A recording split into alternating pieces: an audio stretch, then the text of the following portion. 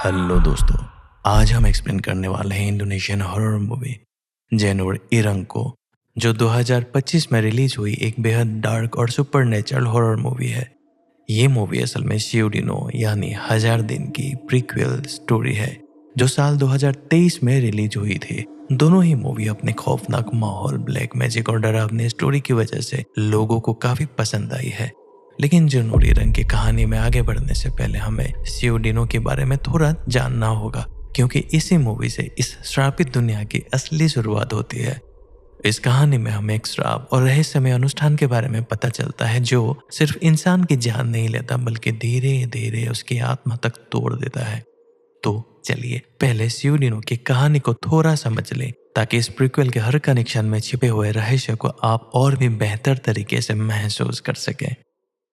अब सियोडिनो की कहानी को आसान तरीके से समझे तो ये कहानी है श्री नाम की एक साधारण लड़की की, जिसे अपने बीमार पिता के इलाज के लिए पैसों की सख्त जरूरत होती है। इसी दौरान उसे पता चलता है कि अतमोजो परिवार कुछ लड़कियों को नौकरी पर रख रहे हैं। शुरुआत में श्री को लगता है कि ये काम उसके बस का नहीं है, क्योंकि उससे ज्यादा पढ़ी लिखी लड़कियां भी रिजेक्ट हो चुकी थी। लेकिन किस्मत उसे उसी परिवार तक पहुंचा देती है, जहां उसकी मुलाकात होती है उसी परिवार के मुखिया से। वो एक ऐसी औरत है जिसकी मौजूदगी ही अजीब बेचैनी पैदा करती है। वो श्री को नौकरी देकर बदले में उसके परिवार की आर्थिक मदद करने का वो वादा भी करती है। लेकिन जल्द ही श्री को एहसास होता है कि ये कोई नॉर्मल काम नहीं है। लेकिन उसका असली काम सिर्फ नौकरी करना नहीं था, उसे उस परिवार की ग्रैंड डॉटर डेला की देखभाल करनी थी, जिस पर एक खतरनाक डिमन का साया था। इसी वजह से डेला को एक सुनसान और अलग थलग जगह पर रखा गया था, जहां पर कुछ खास लोग कुछ खास तरीके से ही देखभाल कर सकते थे। उसे बचाने के लिए हर दिन एक बेहद खास और डरावना अनुष्ठान करना जरूरी था। कहा जाता है कि अगर यह श्राप पूरे 1000 दिन तक बना रहे तो डेला की आत्मा हमेशा के लिए अंधेरी दुनिया में खो जाएगी। इसी मिशन के लिए श्री को जंगल के बीच बने एक सुनसान घर में भेजा जाता है, जहां उसके साथ 2 लड़कियां होती है, अर्ना और टिनी। तीनों को हर दिन रूल के अनुसार वो अनुष्ठान पूरा करना होता है। लेकिन जैसे जैसे 1000वां दिन करीब आने लगता है, वैसे ही इस कर्स्ट के पीछे छिपे हुआ सच सामने आने लगते हैं। और फिर आता है सबसे खतरनाक पल। 1000वें दिन श्री को खून से जुड़े रहस्यमय अनुष्ठान के जरिए सुकमान नाम की दूसरी दुनिया में भेजा जाता है, जहां उसे डेला की आत्मा को ढूंढ कर वापस लाना था। लेकिन वहां उसका सामना बेहद खतरनाक कमजोरों से होता है, एक ऐसी शक्ति जो किसी भी कीमत पर डेला को वापस नहीं आने देना चाहता। काफी संघर्ष और भयावह घटनाओं के बाद श्री आखिरकार डेला को बचाकर वास्तविक दुनिया में वापस ले आती है। लेकिन कहानी यहीं खत्म नहीं होती। मूवी के अंत में संकेत मिलता है कि इस पूरे श्राप, अनुष्ठान और मौत के पीछे सिर्फ एक इंसान नहीं बल्कि कई लोग शामिल थे। हालांकि उनका असली मकसद क्या था और इस अंधेरे खेल में कौन कौन जुड़ा हुआ था, ये हम आगे की कहानी में विस्तार से जानेंगे। तो दोस्तों, अब हम बढ़ते हैं जनूर इरंग की तरफ, जिसका मतलब है ब्लैक कोकोनट लीफ। इंडोनेशियाई लोक कथा में इसे अक्सर काले जादू, श्राप और मृत्यु से जुड़े अनुष्ठानों का प्रतीक माना जाता है। तो चलिए अब कहानी की ओर बढ़ते हैं। मूवी की शुरुआत में हमें शब्दों, इंटान और आर्ना को दिखाई देते हैं, जो मिलकर शब्दों का जन्मदिन मना रहे थे। यहीं ये बात भी समझ आने लगती है कि शब्दों अर्ना को पसंद करता था। अब हालांकि उनकी आर्थिक हालत बिल्कुल भी अच्छी नहीं थी, लेकिन वो लोग किसी तरह अपनी जिंदगी गुजार रहे थे। लेकिन उसी रात सब कुछ बदल जाता है। शब्दों को अचानक अपने घर के अंदर एक बकरा दिखाई देता है। पहले तो उसे लगता है कि शायद वो भ्रम देख रहा है, लेकिन अगले ही पल उसे बकरे का कटा हुआ सिर उसके सामने पड़ा दिखाई देता है। ये दृश्य इतना अचानक होता है कि शब्द गुस्से और डर से बुरी तरह चिल्लाने लगता है। लेकिन मामला यहीं खत्म नहीं होता। कुछ ही सेकंड के बाद उसे भयानक हेलुसिनेशन होने लगता है। अब उसे उस बकरे का सिर नहीं बल्कि इंटान का कटा हुआ सिर दिखाई देने लग रहा था। शब्दों अभी खुद को संभालने की कोशिश कर रहा था, तभी अचानक उसके घर में आग लग जाती है और देखते ही देखते पूरा घर आग के लपटों में घिरकर राख बन जाता है। अगले दिन कहानी हमें एक नई मोड़ पर ले जाती है। हम देखते हैं कि आर्जो कोनजोरो मिस्टर कोनडोटो को ढूंढते हुए वहां पहुंचते हैं। दरअसल मिस्टर कोनडोटो अर्जो के बड़े भाई थे और शब्दों और इंटान के अंकल भी। लेकिन वहां पहुंचने के बाद अर्जो को एक चौंकाने वाली सच्चाई पता चलती है कि मिस्टर कोनडोटो की मौत करीब 3 महीने पहले ही हो चुकी थी।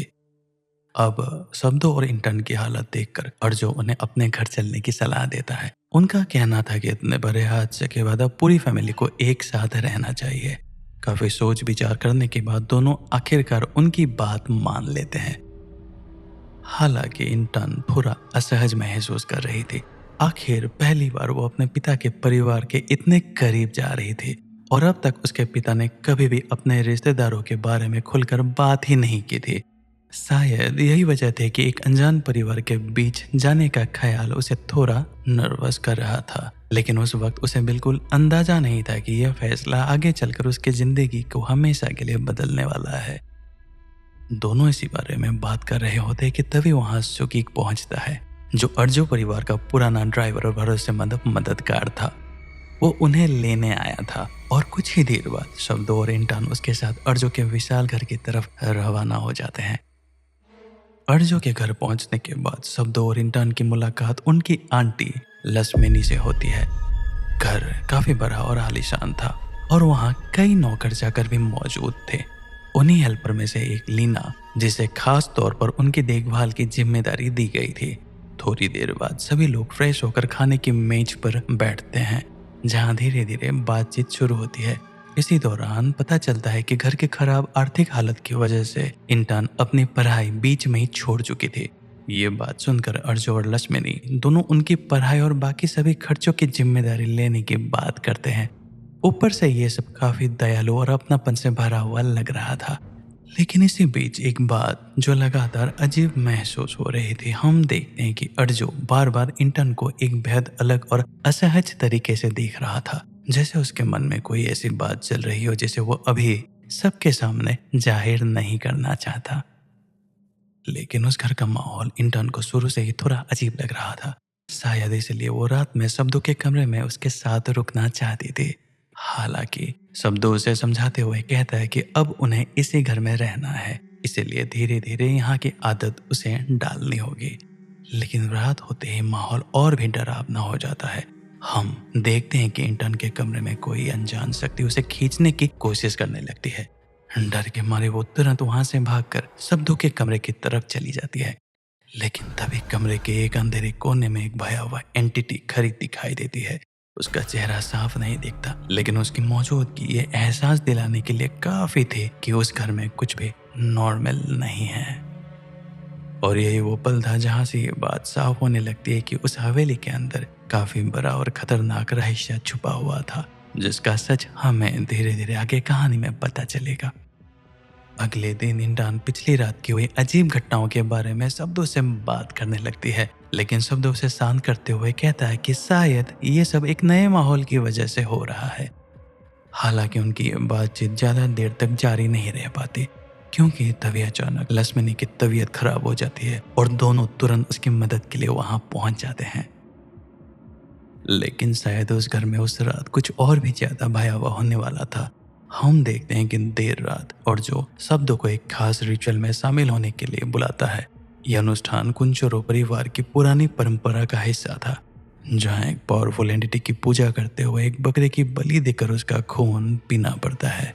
अर्जो के अनुसार ये उनके खानदान के नियम और विरासत थी, जिसे घर के हर बड़े पुरुष सदस्य को निभाना पड़ता है। हालांकि शब्द इस सब में काफी असहज महसूस कर रहा था, लेकिन अर्जो के दबाव में वो इस रिचुअल का हिस्सा बन जाता है। जैसे ही वो बकरे का बलि देते हुए उसका खून पीता है, उसे अचानक अपने आसपास सब कुछ बदलता हुआ महसूस होने लगता है। उसी पल उसके सामने एक डरावनी डिमन जैसी आकृति दिखाई देती है, जिसकी मौजूदगी किसी बुरे संकेत जैसा लग रही थी। लेकिन इससे पहले कि शब्दों कुछ समझ पाता, अगले ही पल वो देखता है कि जिस बकरे को अभी अभी बलि दी गई थी वो दोबारा जिंदा खड़ा था। और यही बात पूरे माहौल को और भी ज्यादा क्रीपी बना देती है।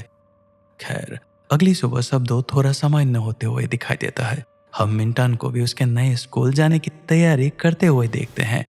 काफी समय बाद या शायद पहली बार उसके चेहरे पर थोड़ी सी खुशी दिखाई दे रही थी, और यही वजह थी कि शब्दों पिछली रात की डरावनी घटना के बारे में उसे कुछ नहीं बताता। कुछ ही देर बाद अर्जो शब्दों को अपने साथ एक बड़े फार्म में लेकर जाता है, जहां उसकी मुलाकात मेनूर आर्या से होती है, जो उस पूरे फार्म की देख रेख कर रहा था। लेकिन असलियत में अर्जो वहां सिर्फ मुलाकात करने नहीं आया था, वो उस जमीन और फार्म को अपने कब्जे में लेना चाहता था। हालांकि मैनूर साफ शब्दों में अर्जो के सामने झुकने से इनकार कर देता है। वो कहता है कि वह सिर्फ कर्सा के प्रति वफादार है, जो उस फार्म के असली मालिक थे। ये सुनते ही अर्जो का चेहरा अचानक बदल जाता है, लेकिन वो बिना कुछ कहे चुपचाप वहां से चला जाता है। अगले सीन में हम देखते हैं कि अर्जो बिजनेस के बाकी सदस्यों से मिलने पहुंचते हैं, जो इस पूरे इलाके के बड़े बिजनेस, जमीनों और कुंचुरो फैमिली की पुरानी संपत्तियों को संभाल रहे थे। ये लोग कोई साधारण मेंबर्स नहीं, बल्कि काफी पावरफुल और प्रभावशाली लोग थे, जिन्हें पूरे इलाके में 7 पिलर्स नाम से जाना जाता था, जो पहले कुंचुरो फैमिली के लिए काम करते थे। हालांकि उस परिवार में कुल 7 मेंबर्स थे, लेकिन फिलहाल वहां बस 4 ही लोग मौजूद थे। मिसेस कार्सा ओत्मोजो अंगोदो प्रायोगो, मिसेस पेस्टिका गायत्री और मिस्टर लिंगा। और जो उनके साथ अकेले में बिजनेस से जुड़ी कुछ बात करने लगते हैं। लेकिन यहाँ एक बात साफ महसूस हो रही थी कि उस ग्रुप के बाकी मेंबर्स अर्जो को देखकर बिल्कुल भी खुश नहीं थे। उनके चेहरे पर एक अजीब तनाव और नफरत साफ दिखाई दे रही थी, जैसे अर्जो के आने पर कोई पुराना डर फिर से वापस लौट आया हो। इसके बाद कहानी फिर से रात के सीन पर शिफ्ट होती है, जहाँ शब्दों को एक बार फिर वही खतरनाक रिचुअल दोहराना पड़ता है। लेकिन इस बार मामला पहले से कहीं ज्यादा डरावना था। रिचुअल के दौरान शब्दों के हाथ पर गहरा कट लगाया जाता है, और जैसे ही उसका खून उस अनुष्ठान का हिस्सा बनता है, पूरे माहौल में एक अजीब सा भारीपन महसूस होने लगता है, मानो अब वो रिचुअल पहले से ज्यादा शक्तिशाली हो चुका हो। इसके बाद शब्दों अपने कमरे के बाथरूम में जाकर हाथ का खून साफ करने लगता है, लेकिन तभी अचानक वहाँ मैनूर की आत्मा प्रकट हो जाती है और सीधे शब्दों पर हमला कर देती है। शब्द कुछ समझ पाता उससे पहले ही वही डिमन अचानक वहां दिखाई देता है, और अगले ही पल वो मैनूर को बेहद बेरहमी से खत्म कर देता है। यह दृश्य इतना खौफनाक था कि शब्दों पूरी तरह डर जाता है। घबरा कर वो तुरंत सुगीक को बुलाता है और उसे एक इंसानी आंख दिखाता है जो उसके रूम में पड़ी हुई थी। वो आंख मैनूर की ही थी। सुगीक बिना कुछ बोले वो आंख उठाता है और चुपचाप कमरे से बाहर चला जाता है। और यही एक बात पूरी तरह साफ हो जाती है कि ये सिर्फ एक हेलुसिनेशन नहीं था। उस घर में सच में कुछ बेहद खतरनाक और अलौकिक हो रहा था। इन सारी अजीब घटनाओं के बाद अगले दिन शब्दों आखिरकार इंटान के साथ अपने मन में चल रही बातें को शेयर करता है। लेकिन तभी वहां पर लक्ष्मणी आती है और थोड़ी ही देर बाद अर्जो भी वहां आ जाता है और इंटान के साथ बेहद अजीब तरीके से पेश आने लगता है। उसका इंटान को छूने का तरीका बिल्कुल भी किसी पेरेंट्स जैसा तो नहीं लग रहा था, जिससे माहौल और भी ज्यादा अनकंफर्टेबल हो जाता है। उधर रात में हम अर्जो और लक्ष्मणी को अकेले में बातचीत करते हुए देखते हैं, लेकिन यही कहानी हमें एक बड़ा शॉक देती है। दरअसल अर्जो अपने अगले रिचुअल की तैयारी कर रहा था और इस बार इस रिचुअल का सबसे अहम हिस्सा इंसान बनने वाली थी। हालांकि लक्ष्मणी अर्जो को चेतावनी देते हुए कहती है कि जब तक वो फिजिकली स्ट्रांग बनी रहेगी तब तक अर्जो इंटर्न के करीब नहीं जाएगा। यानी साफ था कि अर्जो अपने डार्क रिचुअल और घिनौनी मंशाओं के लिए स्टार्टिंग से ही इंटर्न पर बुरी नजर रखे हुए था। लक्ष्मणी की ये बात सुनते ही अर्जो बिना कुछ कहे वहां से चला जाता है। अब कहानी धीरे धीरे अपने सबसे डार्क फेज में उतरने लग रही थी। उसी रात इंटर्न को घर के अंदर हिडन चैम्बर दिखाई देता है, जहां वो लक्ष्मणी को देखकर पूरी तरह डर जाती है, क्योंकि वहां लक्ष्मणी कोर्ट डिमन के साथ इंटीमेट हो रहे थे, जो इंटर्न देख लेती है। ये दृश्य इतना भयानक था कि इंटर्न वहां से घबरा कर तुरंत भाग जाती है और सारी बातें शब्दों को बताने लगती है। लेकिन जैसे ही इंटर्न उस डेमन का चेहरा डिस्क्राइब करती है, शब्दों को एहसास होता है कि ये वही एंटिटी है जिसे उसने रिचुअल के दौरान देखा था। अब दोनों के मन में डर पूरी तरह घर कर चुका था। उन्हें समझ आ चुका था कि इस घर में इंसानों से ज्यादा किसी और चीज का राज चल रहा है। डरे हुए शब्दों और इंटर्न तुरंत उस हवेली से बाहर निकलने की कोशिश करते हैं, लेकिन हैरानी की बात यह थी कि घर का हर दरवाजा अंदर से बंद था। और तभी अचानक लक्ष्मणी वहां आ जाती है और वो बेहद शांत अंदाज में दोनों को अपने अपने कमरे में वापस जाने के लिए कहती है। लेकिन उसी पल शब्दों और इंटर्न की नजर लक्ष्मणी के पैरों पर पड़ती है, जहां से लगातार खून बह रहा था। और उस खून को देखकर शायद आप भी समझ चुके होंगे कि उस हिडन चैम्बर में आखिर क्या हो रहा था और लक्ष्मणी आखिरकार बीमार क्यों थे। खैर, ये सब देखने के बाद शब्दों समझ चुका था कि इस घर में रुकना अब खतरे से खाली नहीं है। इसलिए वो लीना से घर की चाबी मांगती है ताकि वो इंटर्न को लेकर वहां से निकल सके। लेकिन जैसा उन्होंने सोचा था वैसा बिल्कुल नहीं होता। अचानक इंटान को एक डिमन पोजेस कर लेता है। उसके बाद इंटान बेकाबू होकर घर के कई लोगों पर हमला करने लगती है और पूरे घर में अफरा तफरी मच जाती है। इसी दौरान वो लक्ष्मणी पर भी बेहद बेरहमी से हमला कर देती है, जिससे लक्ष्मणी बुरी तरह घायल हो जाती है। लेकिन यहाँ सबसे डरावनी बात यह थी कि उस एंटिटी का असली टारगेट और कोई नहीं बल्कि शब्दो था, यानी सांगुक सोंगो। तभी अर्जो एक खास तरह का रिचुअल वाटर इंटान के ऊपर फेंकता है, जिसके बाद बड़ी मुश्किल से वो उसे काबू में कर पाता है। इसके तुरंत बाद इंटान को एक बेड से बांध दिया जाता है ताकि वो दोबारा किसी पर हमला ना करे। लेकिन दूसरी तरफ उस डीमन के हमले से लक्ष्मणी इतनी ज्यादा घायल हो चुकी थी कि आखिरकार उसकी मौत हो जाती है। लक्ष्मणी की मौत के बाद उसकी बॉडी को उसे हिडन चेम्बर में ले जाया जाता है, लेकिन वहीं हमें एक बेहद शॉकिंग सच पता चलता है। असल में लक्ष्मणी के कमजोर पड़ने की वजह से ही वो डीमन इस घर और इंटान पर हमला कर पाई थी, क्योंकि रानुम के रूप में वह इस पूरे घर को उस अंधेरी शक्ति से प्रोटेक्ट कर रही थी। यानी बाहर से जो कुछ डरावना दिखाई दे रहा था, असल में लक्ष्मणी इतने समय से उस बुरी शक्ति को किसी तरह रोक कर खड़ी थी। लेकिन अब उसकी मौत के बाद ये जिम्मेदारी इंटान को निभानी होगी और उसे ही अगली रोनाम बनकर इस घर और परिवार की रक्षा करनी पड़ेगी। और सबसे अहम बात यह थी कि रोनाम बनने के लिए एक लड़की को कुंचुरो फैमिली की ही ब्लड लाइन से होने की जरूरत थी। इसी बीच ओर्जो शब्दों की शक्तियों के बारे में बात करते हुए कहता है कि फिलहाल पूरे परिवार में शब्दों का ब्लड सबसे ज्यादा पावरफुल है और उसके खून का इस्तेमाल रिचुअल के जरिए उन लोगों से बदला लेने के लिए किया जाएगा जिन्होंने उनकी यह हालत की थी। यह कहते ही एक बार फिर से बकरे की बलि दी जाती है और शब्दों के खून को उस खतरनाक रिचुअल का हिस्सा बनाया जाता है। दूसरी तरफ हम देखते हैं कि इंटान को सपने में वही रहस्यमय एंटिटी लगातार हॉन्ट कर रही थी। उसके चारों तरफ सिर्फ विशाल शुगर कैन फील्ड दिखाई दे रहे थे और वो डरावनी शक्ति उसे घसीटते हुए कहीं अंधेरे की तरफ ले जा रही थी। पूरा माहौल काफी अजीब था। ऐसा लग रहा था जैसे इंटान धीरे धीरे किसी दूसरी दुनिया में खींचती चली जा रही हो। लेकिन तभी अचानक उसे होश आ जाता है। शब्दो इंटान को नॉर्मल हालत में देखकर तुरंत उसे बेड से खोल देता है, लेकिन अगले ही पल इंटान फिर से पॉजेस्ट हो जाती है और सीधे शब्दों पर हमला करने लगती है। हालात इतने बेकाबू हो चुके थे कि शब्दो खुद को बचा भी नहीं पा रहा था। ठीक उसी समय वही डिमोनिक कोट वहां प्रकट होता है और शब्दों को बचा लेता है। इसी दौरान हमें पहली बार उस एंटिटी का नाम पता चलता है, बोकोलोनो। उसके हाथ में किसी इंसान का धड़कता हुआ दिल था और उसे देखकर दूसरे डिमन भी डर जाती है, मानो बोकोलोनो उस एंटिटी से भी कहीं ज्यादा खतरनाक और शक्तिशाली हो। इसी वजह से वो दूसरी आत्मा फिलहाल इंटान को छोड़ देती है। अब तक जो कुछ भी हो रहा था उसे देखकर शब्दो पूरी तरह समझ चुका था कि हालात उसके नियंत्रण से बाहर जा चुके हैं।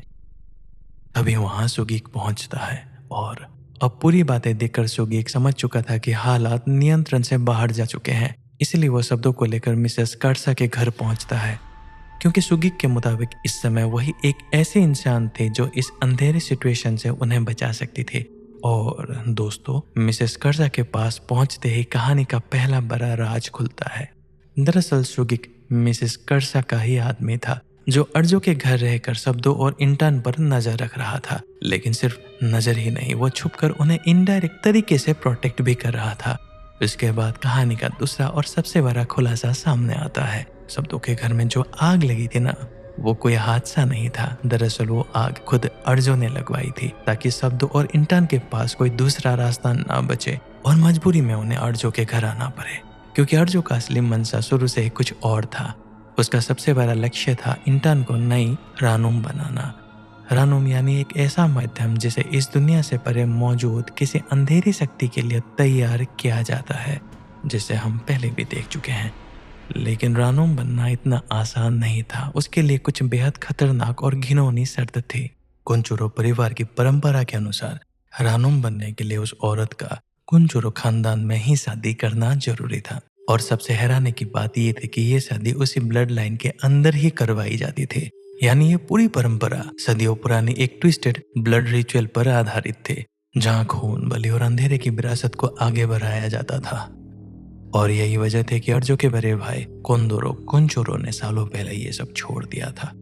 उन्होंने अपने परिवार की इस घिनौने और श्रापित परंपरा को पूरी तरह ठुकरा दिया था और सभी से दूर चले गए थे। वो कभी नहीं चाहते थे कि लक्ष्मणी की शादी अर्जो से हो, क्योंकि अर्जो और कोई नहीं बल्कि उसका अपना ही भाई था। लेकिन कुंचुरो परिवार की इस अंधेरी परंपरा में रिश्तों से ज्यादा महत्व उस श्रापित ब्लड लाइन को दिया जाता था, जिसे बचाए रखने के लिए वो किसी भी हद तक जा सकते थे। असल में अर्जो सांगोक सोंगो की शक्ति को पूरी तरह अपने कब्जे में लेना चाहता था और उसके रानुम को अपने आदेशों के अनुसार नियंत्रण करना चाहता था। लेकिन अगर इंटन नई रानुम बन जाती है तो उसे दो भयावह जिम्मेदारियां निभानी पड़ती है। वो गोड डीमन हमेशा इंटन के साथ जुड़ा रहेगा और उसे बार बार वो डार्क रिचुअल का हिस्सा बनना पड़ेगा जो लक्ष्मी ने किया था। और दूसरी, अर्जो अपनी हर घिनौनी इच्छा और ब्लड लाइन रिचुअल को इंटन के जरिए ही पूरा करते रहता। और अगर इस गोट डिमन की बात करें तो वो कोई साधारण एंटिटी नहीं था। असल में वो कुंचुरो परिवार का सदियों पुराना दानवी नौकर था, जो सिर्फ परिवार के रिचुअल्स और कर्ज ब्लड लाइन की रक्षा करने के लिए इस्तेमाल किया जाता था। इसी बीच मिसेस कर्सा और एक बड़ा खुलासा करती है।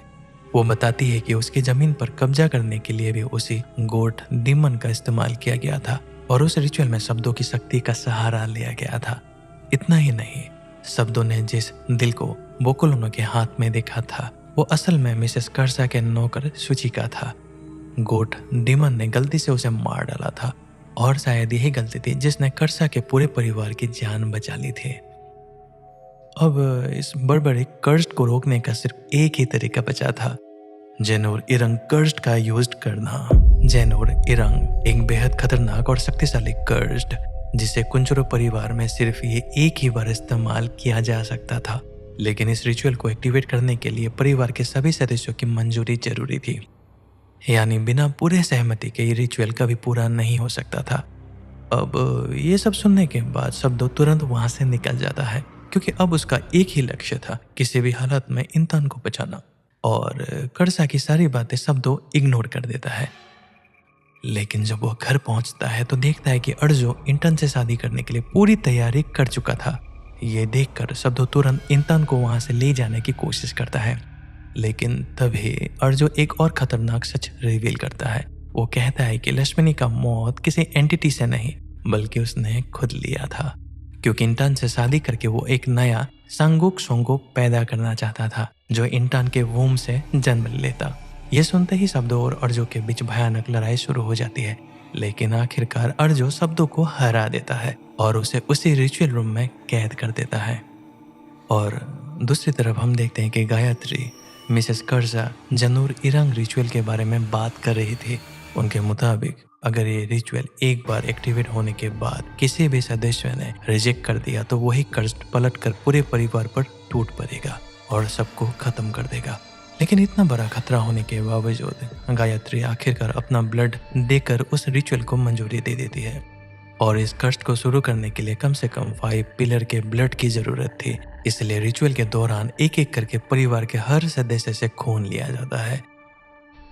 इसी बीच सुगी शब्दों के पास पहुंचता है ताकि उससे भी उस रिचुअल की आखिरी मंजूरी ली जा सके।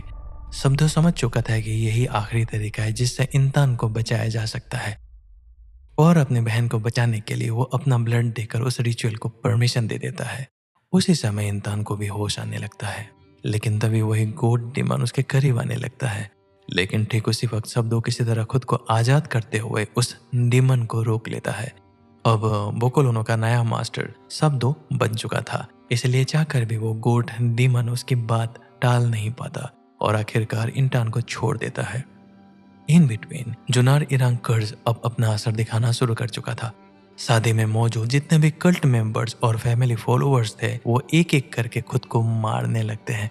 पूरा माहौल चीख, खून और पागलपन से भर जाता है। इस भयानक कर्ज का असर अर्जो पर भी पड़ता है और आखिरकार वो भी खुद को खत्म कर देता है। लेकिन सबसे डिस्टर्बिंग बात यह थी कि मरने के बाद भी उसकी कटी हुई बॉडी एक अजीब और डरावने तरीके से डांस कर रही थी। हालांकि मरने से पहले अर्जो शब्दों से एक आखिरी बात कहता है कि ये कष्ट खत्म नहीं हुआ, बल्कि अब ये उसकी जिंदगी को पहले से भी ज्यादा डार्क और भयावह बना देगा।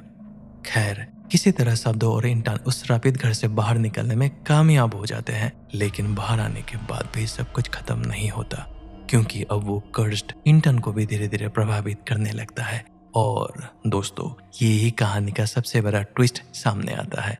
हम देखते हैं कि उनके सामने मिसेस कर्सा और सुगिक आ जाते हैं और तभी मिसेस कर्सा एक ऐसी बात बताती है जो अब तक की पूरी कहानी को पलट कर रख देता है। वो कहती है कि ये कर्स्ट कुंचुरो परिवार के हर सदस्य को प्रभावित करेगा, सिवाय उस इंसान के जिसके पास सांगुक सोंगो की शक्ति है।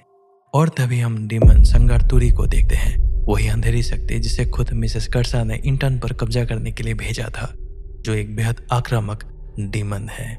यानी अब तक जो कुछ हो रहा था उसके पीछे सिर्फ आर्जो ही नहीं था, बल्कि दूसरी तरफ मिसेस कर्सा भी अपना खेल खेल रही थी। और ये कहते ही मिसेस कर्सा शब्दों को भी मार डालती है। वहीं पास खड़ा सुगिक ये सब चुपचाप देखते रहता है, क्योंकि उसके हाथ में भी कुछ बचा नहीं था। यानी असल में ये सिर्फ एक परिवार की कहानी नहीं थी, बल्कि दो अलग अलग ताकतों और परिवार के बीच चल रही एक खतरनाक साजिश थी, जहां शब्दों और इंसान शुरू से आखिर तक सिर्फ इस्तेमाल किए जा रहे थे। लेकिन दोस्तों, मूवी यहीं खत्म नहीं होती। नेक्स्ट सीन में हमें पता चलता है कि गायत्री ने किसी तरह शब्दों को बचा लिया था, और मुझे लगता है कि शब्दों को इनडायरेक्टली सुगिक नहीं बचाया था और गायत्री को इसके बारे में इंफॉर्मेशन दी थी। लेकिन गायत्री इंटर्न को बचा नहीं पाई, क्योंकि कर्स्ट का पॉइजन इफेक्ट उसके शरीर में काफी ज्यादा फैल चुका था। इसके बाद गायत्री शब्दों से कहती है कि मिसेस कर्सा ने उसे धोखा दिया है और अब वो उससे बदला लेने में शब्दों की मदद करेगी। लेकिन इसके लिए वो एक और खतरनाक कर्ज का सहारा लेने वाले थे, सीओ डिनो का। एक ऐसा कर्ज जो अपने आप में बेहद भयावह और विनाशकारी माना जाता है। और यहीं पर कहानी में अर्ना की वापसी होती है, जो आगे चलकर सीओ डिनो की कहानी में बेहद महत्वपूर्ण भूमिका निभाती है। इसके अगले सीन में यानी 3 साल बाद हमें मिसेस कर्सा की ग्रैंडडॉटर देला को देखते हैं, जिसे संगारतुरी पॉजेस्ट कर लेती है। और अब संगारतुरी का मास्टर था शब्दों। और मैं आप सभी को एक बात याद दिला दूं कि सीओ डिनो मूवी की शुरुआत भी डेला के पोजीशन से होती है, और उसी मूवी में हमें शब्दों भी दिखाई देता है। और जब आखिर में श्री की वजह से कर्स्ड टूटता है, तब संगारतुरी उसका सिर धड़ से अलग कर देती है। अब अगर पूरी कहानी को ध्यान से देखें तो ये साफ हो जाता है कि दोनों परिवार अलग अलग डेविल एंटिटी की पूजा करते थे। यहाँ तक कि उनके कल्ट मेंबर के सिंबल भी अलग अलग थे, जिन्हें हम मूवी में कई बार उनके हाथों पर बने निशान के रूप में देख चुके हैं। हालांकि सीओ डिनो में शब्दों को मरते हुए दिखाया गया था, लेकिन यहाँ सबसे बड़ा ट्विस्ट ये है कि वो बोकोलोनो का मास्टर बन चुका था। और बोकोलोनो कोई साधारण डीमन नहीं, बल्कि बेहद शक्तिशाली एंटिटी थी।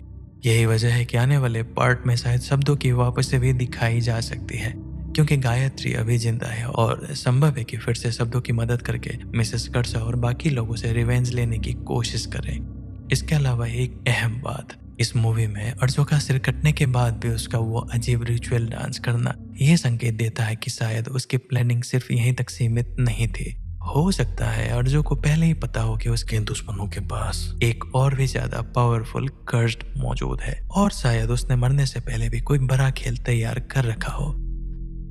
तो दोस्तों, यही थी जानोर इरांग की पूरी कहानी। उम्मीद करता हूँ आपको ये एक्सप्लेनेशन पसंद आया होगा। अगर आपको ये एक्सप्लेनेशन पसंद आई हो तो वीडियो को लाइक, शेयर और चैनल को सब्सक्राइब जरूर करें, ताकि मैं आपके लिए ऐसे ही और बेहतरीन कहानियां ला पाऊँ। और हाँ, कमेंट में जरूर बताइएगा कि आपको इस मूवी का सबसे डिस्टर्बिंग सीन कौन सा लगा, और क्या आपको भी लगता है कि आगे आने वाले पार्ट में शब्दों की वापसी हो सकती है। दोस्तों, हम फिर मिलेंगे एक नई कहानी के साथ। तब तक के लिए take care and bye bye.